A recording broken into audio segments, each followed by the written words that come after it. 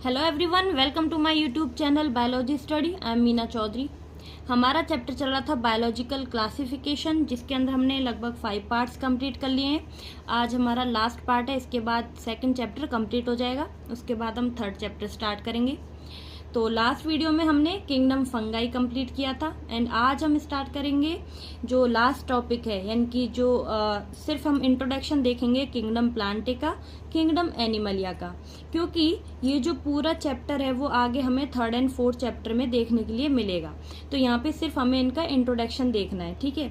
उसके बाद हम पढ़ने वाले हैं इसमें virus, viroids, prions and lichens के बारे में, ठीक है। तो स्टार्ट करते हैं किंगडम प्लांटे से। Kingdom Plantae include all eukaryotic chlorophyll containing organisms commonly called plants। तो किंगडम प्लांटे में क्या आ जाते हैं, सभी प्लांट्स आ जाते हैं, ठीक है।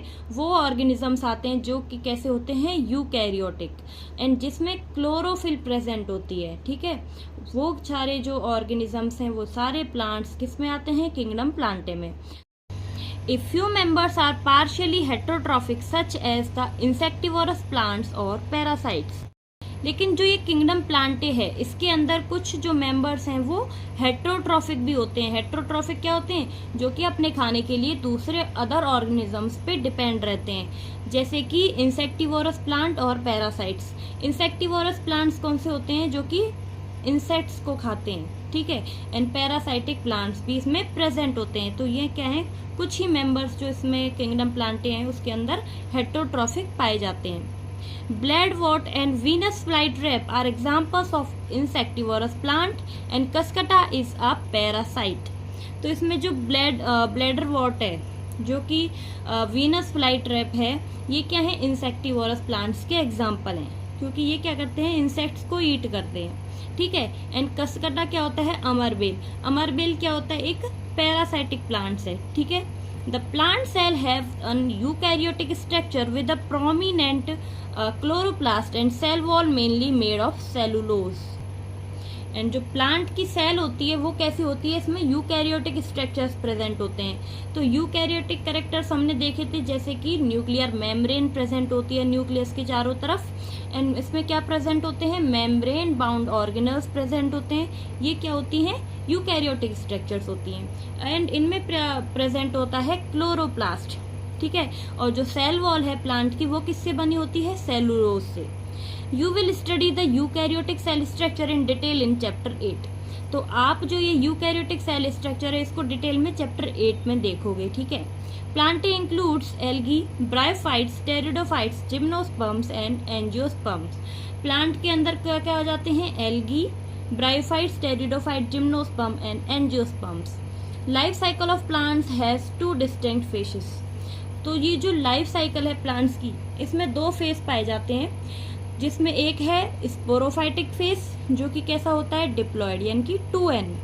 एंड दूसरा क्या है, गैमिटोफाइटिक स्टेज, जो कि कैसी होती है, हैप्लॉयड, ठीक है, यानी कि गैमेट्स बनते हैं उसमें गैमिटोफाइटिक स्टेज बोलते हैं, स्पोर्स बनने को स्पोरोफाइटिक स्टेज बोलते हैं, ठीक है।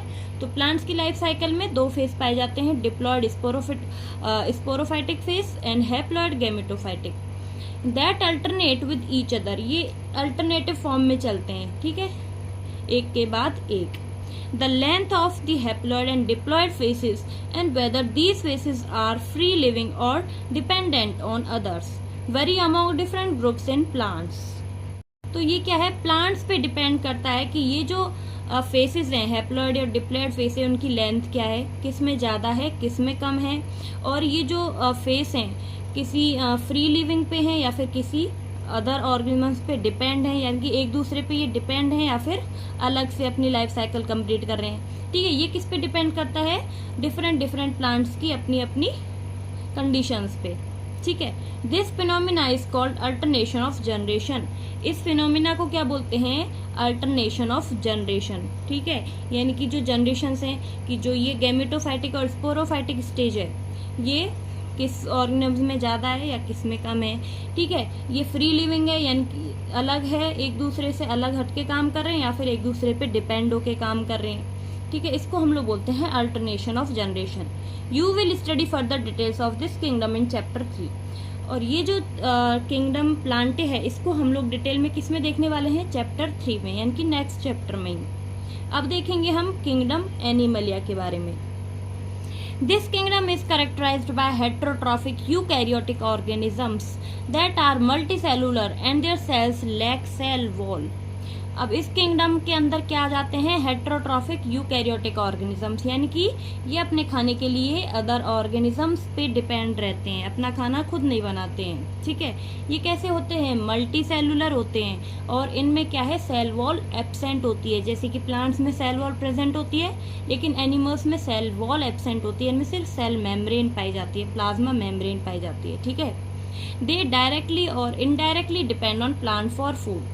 ये चाहे डायरेक्टली चाहे इनडायरेक्टली अपने खाने के लिए किसके ऊपर डिपेंड है, प्लांट्स पे। They digest their food in an internal cavity.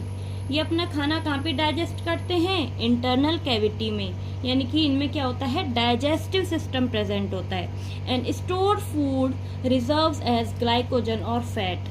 और ये जो अपना खाना है उसको कैसे रिजर्व करते हैं, किसकी फॉर्म में, ग्लाइकोजन की, और ग्लाइकोजन बाद में क्या बन जाता है, फैट। ठीक है, तो ये अपना खाना स्टोर करते हैं एज अ ग्लाइकोजन। लेकिन प्लांट्स में अपना खाना कैसे स्टोर करते हैं, as a starch. Their mode of nutrition is holozoic by injection of food. And इनमें मोड ऑफ न्यूट्रिशन क्या है, मतलब ये अपना खाना कैसे लेते हैं, फूड इंजेक्ट करके। ठीक है, they follow a definite growth patterns and grow into adults that have a definite shape and size. Higher forms show elaborate sensory and neuromotor mechanism. Most of them are capable of locomotion. इनमें एक definite growth patterns पाया जाता है, means कि जैसे बच्चे का birth होता है, इन्फेंट के बाद चाइल्ड स्टेज, फिर adolescence stage, then adult stage, फिर ओल्ड एज स्टेज। ये सारी स्टेजेस में हमारी लाइफ में आती हैं। ठीक है, जिसमें क्या होता है, एक डेफिनेट शेप एंड साइज होता है बॉडी का। ठीक है, अब जो हायर फॉर्म होती हैं उनमें क्या होता है, सेंसरी और जो न्यूरोमोटर मैकेनिज्म है वो ज़्यादा एलेबोरेट पाया जाता है। और ज़्यादातर जो ऑर्गेनिजम्स होते हैं वो कैसे होते हैं, लोकोमोटरी, यानी कि वो लोकोमोशन कर सकते हैं, मूवमेंट कर सकते हैं, एक प्लेस से दूसरी प्लेस तक जा सकते हैं। The sexual reproduction is by copulation of male and female followed by embryological development. Sexual reproduction पाया जाता है एनिमल्स में। इसमें क्या होता है, मेल एंड फीमेल जो एनिमल्स हैं, ह्यूमंस हैं, वो क्या करते हैं, कॉपुलेशन करते हैं। ठीक है, मेटिंग करते हैं। उसके बाद क्या होती हैं, एम्ब्रियोलॉजिकल डेवलपमेंट होती हैं, जैसे कि इन्फेंट बनता है, फिर बर्थ होती है, चाइल्ड बनेगा, ऐसे करके इनमें एम्ब्रियोलॉजिकल डेवलपमेंट होती हैं प्रेगनेंसी के टाइम में। Salient features of various phyla are described in chapter 4। इसके जो साइलेंट फीचर्स हैं और जो इसके अंदर ऑर्गेनिजम्स आते हैं वो सब हम देखेंगे चैप्टर 4 के अंदर, किंगडम एनिमलिया। ठीक है, अब नेक्स्ट है virus, viroids, prions and lichens. In the 5 kingdom classification of Whitaker, there is no mention of lichens and some acellular organisms like viruses, viroids and prions. These are briefly introduced here. तो जो Whittaker साहब का classification था, जो 5 kingdom classification था जिसके अंदर इन्होंने 5 किंगडम दिए थे, उसमें इन्होंने लाइकेंस का और जो ए सेलुलर ऑर्गेनिजम्स हैं जैसे कि वायरस, वायरोड्स एंड प्रियॉन्स, इनका कोई जिक्र नहीं किया था। ठीक है, इनको उसमें कोई जगह नहीं मिली थी, तो इसीलिए इनको यहाँ पे पूरे हम ब्रीफली इंट्रोड्यूस्ड करने वाले हैं। All of us who have suffered the ill effect of common cold or flu known what effect virus can have on us even if we do not associate it with our conditions. तो जैसा कि हम जानते हैं, हम सभी सफ़र करते हैं किसके, जो कॉमन कोल्ड बीमारी हैं, जुकाम या फिर फ्लू है, ये सब किसकी वजह से होता है, वायरस की वजह से। ठीक है, जो कि हमारी बॉडी इनको हर कंडीशन में टॉलरेट करती है, क्योंकि ये कैसे होते हैं, बहुत स्मॉल साइज़ के होते हैं, तो इजीली ये बॉडी के अंदर चले जाते हैं और इन्फेक्शन या फिर डिजीज़ कॉज करते हैं, जो कि हमने कॉमन डिजीज़ है जैसे कॉमन कोल्ड, जुकाम, सर्दी, खांसी, ये नॉर्मल जो फ्लू है वो होता रहता है इनकी वजह से। ठीक है, viruses did not find a place in classification since they are considered truly living if we understand living as those organisms that have a cell structure. तो ये जो वायरसेस है ना, इनको क्लासिफिकेशन सिस्टम में कोई प्लेस नहीं मिली थी। क्यों? क्योंकि ये ट्रूली लिविंग नहीं है, इनको ट्रूली लिविंग नहीं माना जा सकता है। क्योंकि ये क्या होता है ना, बॉडी के अंदर जाके एक लिविंग की तरह वर्क करते हैं। अगर ये होस्ट की बॉडी के बाहर हैं तो ये नॉन लिविंग होते हैं, ठीक है। और बॉडी के अंदर जाके ये डिवीजन करते हैं, एज अ लिविंग अपना कैरेक्टर शो करते हैं। तो अगर हम समझे कि जो हमने देखा है कि लिविंग क्या होते हैं, जिनमें सेल स्ट्रक्चर प्रेजेंट होती है, ठीक है, यानी कि जो सेल्स होती है अगर वो प्रेजेंट है तो फिर ये क्या होता है, लिविंग। लेकिन अगर सेल स्ट्रक्चर प्रेजेंट नहीं है तो वो क्या है, नॉन लिविंग। तो इसीलिए जो वायरस है, इनको यहाँ पे क्लासिफिकेशन सिस्टम में इनको कोई प्लेस नहीं मिली, कोई जगह नहीं दी गई है, ठीक है। The viruses are non cellular organisms that are characterised by having an inert crystalline structure outside the living cell. तो वायरस क्या है, नॉन सेलुलर ऑर्गेनिजम्स, क्योंकि इनमें कोई सेल प्रेजेंट नहीं होती है। मीन्स कि ये किसी लिविंग सेल से बाहर हैं, तो इनका स्ट्रक्चर कैसा होता है, crystalline structure. Once they infect a cell, they take over the machinery of the host cell to replicate themselves, killing the host. Would you call virus living or non-living? तो ये जो वायरस होते हैं ना, अगर ये किसी सेल को इन्फेक्ट कर देते हैं, ठीक है, तो जो ये होस्ट की मशीनरी है उसके अंदर ये चले जाते हैं और अपना रेप्लिकेशन दिखाते हैं, इनकी डिवीज़न करने लगते हैं। और ये अपने आप में डिवीज़न करके इनकी अपना नंबर बढ़ाने के बाद ये जो होस्ट सेल है उसको किल कर देते हैं, मार देते हैं, ठीक है। तो आप क्या कह सकते हो कि जो वायरस होते हैं वो लिविंग होते हैं या फिर नॉन लिविंग? तो हम कह सकते हैं कि जो वायरस है अगर होस्ट की बॉडी से बाहर है तो वो क्या है, नॉन लिविंग। लेकिन अगर वो होस्ट की बॉडी के अंदर है तो वो लिविंग कैरेक्टर दिखाएगा, क्योंकि वो रेप्लिकेशन करेगा, वो अपना नंबर बढ़ाएगा, ठीक है। वायरस मीन्स विनोम और पॉइजनस फ्लूइड। तो वायरस को हम लोग क्या बोल सकते हैं, विनोम, यानी कि जहर या फिर जहरीला पदार्थ। Dmitry Ivanovsky in 1892 recognized certain microbes as causal organisms of the mosaic disease of tobacco in figure 2.6a। तो दिमित्री इवानोव्स्की ने 1892 में क्या किया, रिकॉग्नाइज किया एक माइक्रोब को, ठीक है, जो कि क्या कॉज कर रहा था, मोज़ैक डिजीज, यानी कि जो टोबैको है उसके अंदर मोज़ैक डिजीज कौन कर रहा था, टोबैको मोज़ैक वायरस, ठीक है। ये किसने रिकॉग्नाइज किया था, दिमित्री ने, ठीक है। These were found to be smaller than bacteria because they passed through bacteria proof filter. और ये जो वायरस होते हैं ना, ये बैक्टीरिया से स्मॉलर साइज के होते हैं, क्योंकि ये जो बैक्टीरिया प्रूफ फिल्टर होता है ना उससे भी पास हो जाते हैं। जैसे छन्नी होती है ना, तो उसमें से क्या होता है, पानी फ्लूइड निकल जाता है और ऊपर जैसे अपन कुछ छान रहे हैं चाय पत्ती वगैरह, वो रह जाती है। तो यहाँ पे आप इमेजिन करो, ये जो चाय पत्ती वो क्या है, बैक्टीरिया, और जो फ्लूइड नीचे निकल गया है वो क्या है यहाँ पे, वायरस। तो आप समझ सकते हो कि वायरस का जो साइज होता है वो बैक्टीरिया से भी छोटा होता है। M.W. Banerjee in 1898 demonstrated that the extract of the infected plant of tobacco could cause infection in healthy plants and named the new pathogen virus and called the fluid as Contagium vivum fluidum, infectious living fluid। उसके बाद जो M.W. बीजरनेक थे, इन्होंने क्या किया, ये जो fluid था जो कि डिजीज कॉज कर रहा है टोबैको में, उसमें से उन्होंने ये फ्लूइड को एक्सट्रैक्ट किया और एक हेल्दी प्लांट में डाल दिया। तो उन्होंने देखा कि ये क्या कर रहा है, हेल्दी प्लांट को भी इन्फेक्ट कर रहा है, उसमें भी क्या कर रहा है, इन्फेक्शन कॉज कर रहा है। इसीलिए उन्होंने ये जो न्यू पैथोजन है, जो वायरस है, इसका क्या नाम दे दिया है, कोटेजियम वाइवम फ्लूइडम, जो कि कैसा है, इन्फेक्शियस है, ठीक है, जो लिविंग सेल को इन्फेक्ट कर रहा है, ठीक है। क्या है ये, infectious living fluid. W.M. Stanley in 1935 showed that virus could be crystallized, and crystals consist largely of proteins. They are inert outside their specific host cell. Viruses are obligate parasite. उसके बाद कौन आते हैं, W.M. स्टैनले। कब, 1935 में। इन्होंने क्या किया, इन्होंने बताया कि वायरस क्या है, एक क्रिस्टलाइज्ड स्ट्रक्चर है, ठीक है, जो कि किससे बना हुआ है, प्रोटीन से मिलके बना होता है, ठीक है। ये जो क्रिस्टल्स होते हैं वो किससे मिलके बनते हैं, प्रोटीन्स से, ठीक है।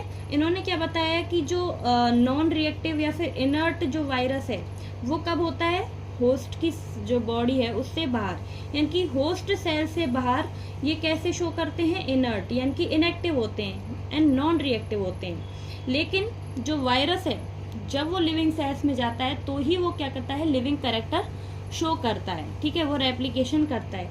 तो इसीलिए इन्होंने बोला था कि जो वायरस हैं वो क्या एक ऑब्लिगेट पैरासाइट है, मीन्स कि इनको अपनी जो लाइफ साइकिल है उसको कंप्लीट करने के लिए अपने जो होस्ट है उस पर डिपेंड है ये, ठीक है, यानी कि अपनी जो होस्ट सेल है वो चाहिए होती है इनको अपनी लाइफ साइकिल कंप्लीट करने के लिए, ठीक है। तो ये क्या है, एक obligate parasite. In addition to proteins, viruses also contain genetic material that could be either RNA or DNA. तो प्रोटीन्स के अलावा भी जो वायरस हैं उनमें क्या पाया जाता है, जेनेटिक मटेरियल, डीएनए या फिर RNA. No virus contain both RNA और डीएनए। कोई भी वायरस ऐसा नहीं होगा जिसमें कि दोनों ही चीज पाई जाए, ठीक है, चाहे आरएनए पाया जाएगा या फिर उनमें डीएनए पाया जाएगा। A virus is a nucleoprotein and the genetic material is infectious.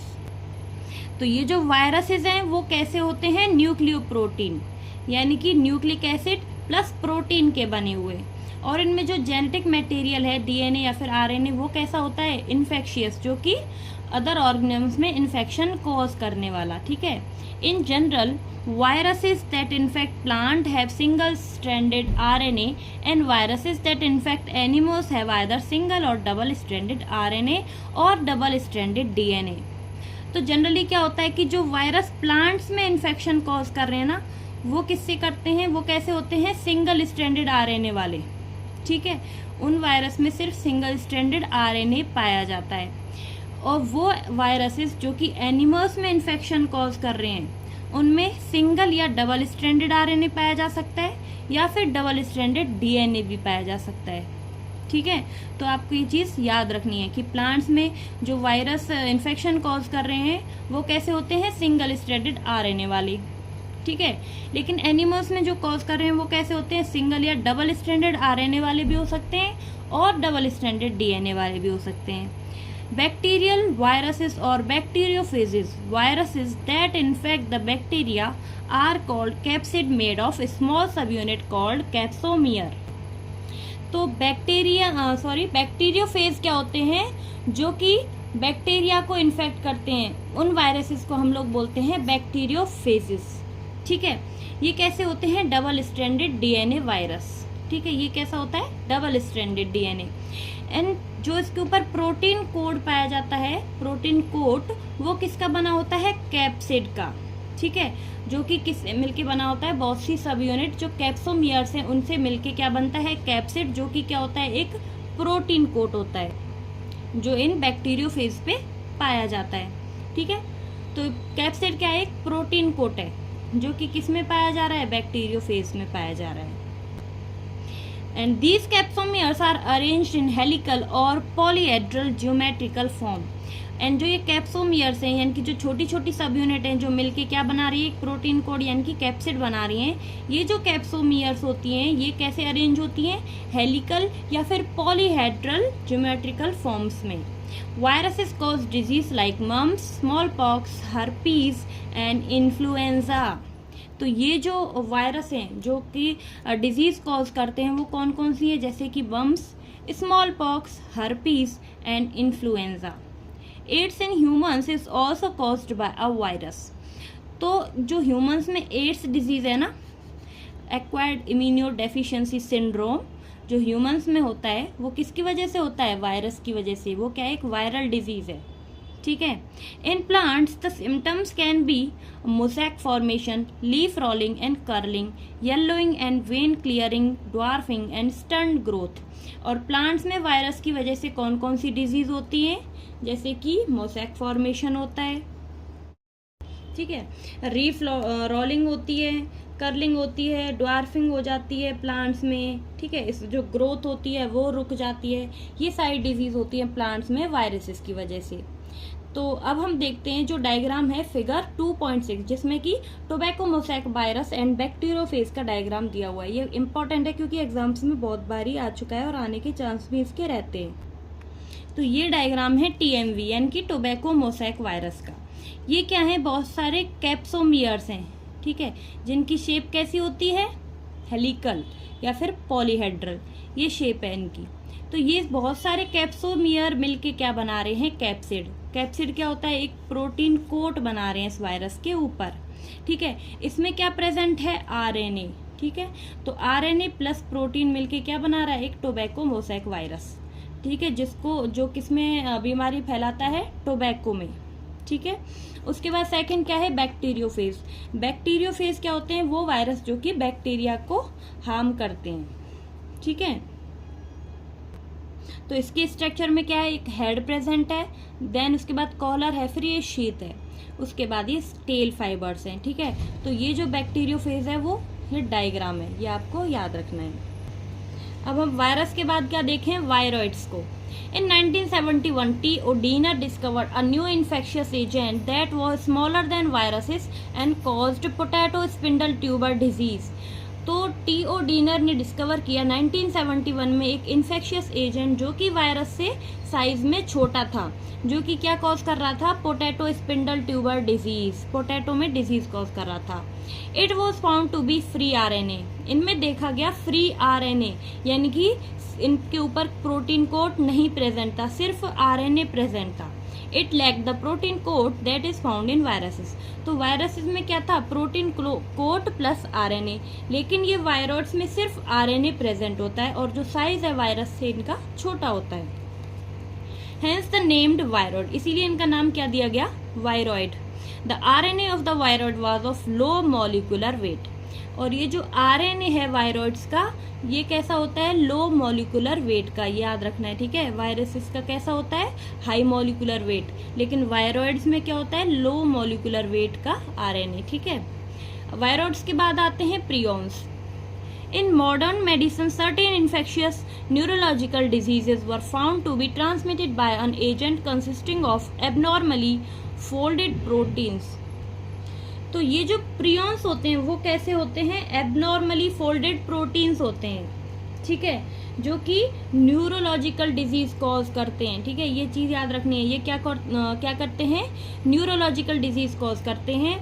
And ये क्या होते हैं, इनका जो साइज होता है, the agent was smaller in size to viruses, ठीक है। इनका जो साइज होता है वो वायरसेस के सिमिलर होता है, यानी कि वायरस जैसा ही इनका साइज होता है। These agents were called prions, इन एजेंट्स को क्या बोला जाता है, prions. And the most notable disease caused by prions are bovine spongiform encephalopathy, BSE। तो इन्होंने सबसे जो नोटेबल डिजीज है वो कौन सी की है, बोविन spongiform encephalopathy, commonly called mad cow disease in cattle. इसको क्या बोला जाता है कि जो कैटल्स होती हैं, जो गाय भैंस होती हैं, जो पालतू जानवर हम लोग जो दुधारू एनिमल्स होते हैं ना, उनमें ये क्या करता है, डिजीज कॉज करता है, ठीक है, मैड यानी कि थोड़ा उनको साइकोलॉजिकल डिजीज कॉज करता है। And its analogue is variant CR Jakob disease CJD in humans. और इसी के जैसी ह्यूमंस में कौन सी डिजीज है, CJD, यानी कि CR जैकब डिजीज, जो कि ह्यूमंस में होती है, जो कि किसके सिमिलर है, BSE के। तो वायरॉइड्स, प्रियॉन्स, इसके बाद आते हैं lichens. Lichens are symbiotic association. तो लाइकेंस क्या है, सिम्बायोटिक एसोसिएशन है किसके बीच, एल्गी एंड फंगाई की। जब एल्गी एंड फंगाई साथ में रहते हैं तो उसको हम लोग बोलते हैं लाइकेंस। म्यूचुअली यूजफुल एसोसिएशन, ये क्या है, बहुत ही यूजफुल एसोसिएशन है क्योंकि ये दोनों को ही फायदा करती है, एल्गी को भी फायदा मिलता है एंड फंगी को भी फायदा मिलता है। The algal component is known as phycobiont. तो जो एल्गी होती है ना, एल्गाई की स्टडी को हम लोग बोलते हैं फाइकोलॉजी। तो इसमें जो एल्गी कंपोनेंट मिलता है उसको हम लोग फाइकोबिएंट बोलते हैं, ठीक है। एंड फंगल कंपोनेंट को हम लोग क्या बोलते हैं, माइकोबिएंट। एंड जो फंगल की स्टडी है, फंजाई की स्टडी है, उसको हम लोग बोलते हैं माइकोलॉजी। और इसमें जो कंपोनेंट पाया जाता है उसको बोलते हैं mycobiont, which are autotrophic and heterotrophic. तो फाइकोबिएंट तो क्या है, ऑटोट्रॉफिक, क्योंकि ये एल्गल कंपोनेंट है, तो ये क्या कर रहा है, सनलाइट से अपना खाना खुद बना रहा है, ठीक है। ये क्या कर रहा है, यहाँ पे ऑटोट्रॉफिक है, तो यहाँ से ये अपना फूड अपने आप बना रहा है। लेकिन फंगल कंपोनेंट जो माइकोबिएंट है वो कैसा है, हेटरोट्रॉफिक, जो कि अपने खाने के लिए एल्गी पे डिपेंड है, ठीक है, फाइकोबिएंट कंपोनेंट पे डिपेंड है। Respectively, algae prepare food for fungi and fungi provide shelter and absorb mineral nutrients and water for its partner. तो इसीलिए ये आपस में साथ में रहते हैं, एक एसोसिएशन करते हैं कि दोनों को फायदा हो। तो एल्गी क्या करेगा, खाना बनाता है फंगाई के लिए, ठीक है, ये कुछ फंगाई को मिल जाता है खाना। फंगाई इसके बदले में क्या करता है, उसको शेल्टर यानी कि रहने के लिए जगह प्रोवाइड करता है, एंड मिनरल एंड न्यूट्रिएंट्स और वाटर जो है वो एब्जॉर्ब करता है सॉइल में से और अपने पार्टनर को दे देता है, यानी कि एल्गी को दे देता है। So close is their association that if one saw a lichen in nature one would never imagine that they had two different organisms within them. Lichens are very good pollutant indicators. They do not grow in polluted areas. So lichen क्या एक symbiotic association है between the algae and fungi. तो इनका association देख के आप नहीं बता सकते हो कि इसमें दो ऑर्गेनिजम्स साथ में रह रहे हैं, यानी कि फंगी एंड एल्गी दोनों साथ में रह रहे हैं, हम देख के नहीं बता सकते हैं, ठीक है। एंड जो ये लाइकेन है ना वो क्या है, बहुत ही अच्छा पॉल्यूशन इंडिकेटर है, ठीक है। इसको हम लोग क्या बोलते हैं, गुड पॉल्यूशन इंडिकेटर, क्योंकि ये जो पॉल्यूटेड एरियाज है ना वहाँ पे ग्रो नहीं करते हैं ये लाइकेन्स, ठीक है। तो इससे हम पता लगा सकते हैं कि यहाँ पे लाइकेन नहीं है, इसका मतलब यहाँ पे बहुत ज़्यादा पॉल्यूशन है। तो इसीलिए ना पॉल्यूशन चेक करने के लिए ना कभी कभी हम लाइकेन्स का यूज़ करते हैं, क्योंकि ये क्या है, गुड पॉल्यूशन इंडिकेटर, क्योंकि ये वहाँ पे ग्रो ही नहीं करेंगे जहाँ पे पॉल्यूशन ज़्यादा होगा। तो हम लोग जो लाइकेन्स हैं उनको ये भी कह सकते हैं, ये क्या है, linking chain between the algae and fungi, ठीक है। तो आई होप कि आपको वीडियो अच्छी लगी होगी, समझ आई होगी, मैंने आपको पूरी कोशिश की अच्छे से समझाने की। तो अगर आपको मेरी वीडियो अच्छी लगी हो तो प्लीज़ मेरी वीडियो को लाइक करो, चैनल को सब्सक्राइब करो, एंड कोई भी डाउट हो तो मुझे कमेंट बॉक्स में ज़रूर बताएं, ठीक है। वीडियो को शेयर करो अपने दोस्तों के साथ, कोई कमी हो तो मुझे बताइए, ठीक है। तो आगे हम नेक्स्ट वीडियो में अपना 3rd चैप्टर स्टार्ट करेंगे। आज के लिए इतना ही, तो मिलते हैं नेक्स्ट वीडियो में, तब तक के लिए bye bye, take care, thank you.